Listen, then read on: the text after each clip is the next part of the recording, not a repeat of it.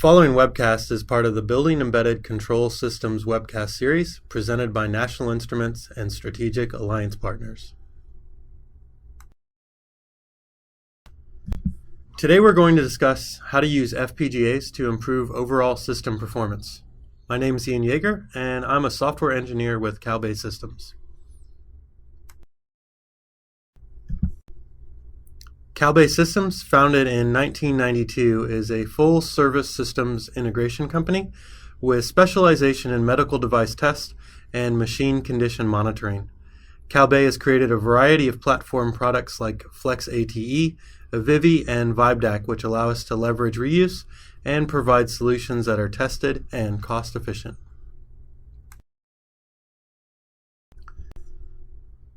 Headquartered in San Rafael, California, Calbay also has offices in the central and eastern United States, as well as an international office in the United Kingdom.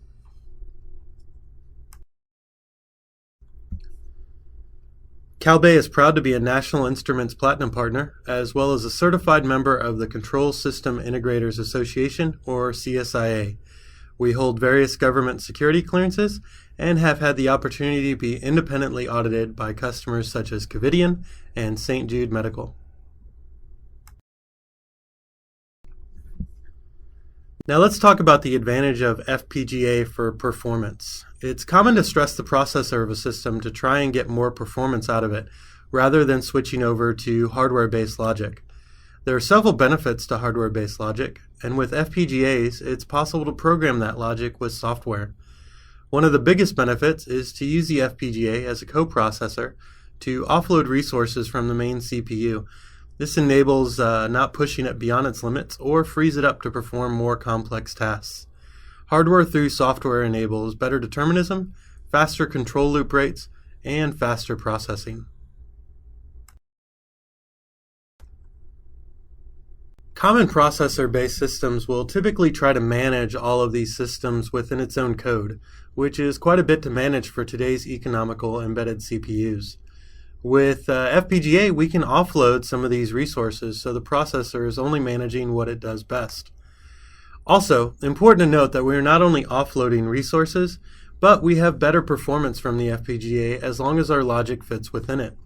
We are not sacrificing performance as we add more control loops or processing elements, since these loops and elements all run in parallel within the FPGA logic.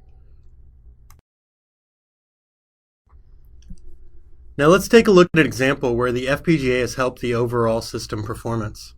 In this particular case, we'll be presenting a remote equipment health monitoring system, which is used for oil rig top drives. This system monitors multiple points of failure, including oil pressures, oil and bearing temperatures, as well as 3 axes of vibration. This gives operators, and more importantly maintenance personnel, the ability to foresee failures and address issues before they become major problems. This is beneficial to these teams as the equipment is typically difficult to access and usually located in remote regions. In this particular case, the FPGA is managing data acquisition as well as performing some analysis, specifically determining rotational speed from a digital tachometer input. This FPGA also responds to alarm states and can handle alarm conditions internally without requiring CPU involvement. This reduces reaction time and improves overall system processing throughput. All of these tasks would normally be handled by the CPU. However, CPU load is now reduced and can now handle heavier loading tasks. In this case, more complex analysis is being performed on the incoming waveforms, such as FFT, thresholding, and power and band measurements. These functions are typically built as modular blocks, allowing the developer to easily expand as future needs require it or CPU loading allows.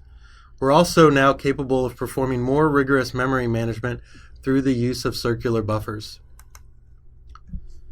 Using the FPGA has also freed up enough resources to allow the CPU to handle alarm monitoring, logging, and communications with multiple clients through UDP casting, OPC, and FTP methods. The outcome is reduced controller load, overall faster processing and system reaction time, as well as modular software and hardware solutions.